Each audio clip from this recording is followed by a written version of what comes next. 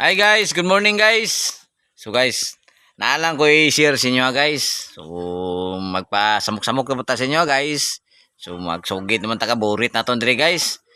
Tikal guys ba? Ilunggo man ta guys, di mo ginmawala sa to guys. Ano mo ginatong na traditional mo ginas to ah. So guys, naalang ko i-share sa inyo guys bahin sa akong naibawan. Tinuod gini guys. Sa akong naibawan nga gi-share sa akong amigo guys ba. So, tinuod gini guys, kung katulang di ganahan mo tanaw sa kong video, i-skip lang. O ganahan, di i-share, o like, comment. Guys, Yan, follow na guys. guys, ay magtuwa sa luyo guys, guys. Abin mo guys, ang istorya sa kamig guys. So, naasay alaga nga iring guys. Iring guys ba? So, yang iring, ug asa sa matulog, dito makukuyog ni iring niya guys. So, nahitabuan ni guys. Ang iya natulog sila. So iyang kwarto ni daplin sa bintana. Unya.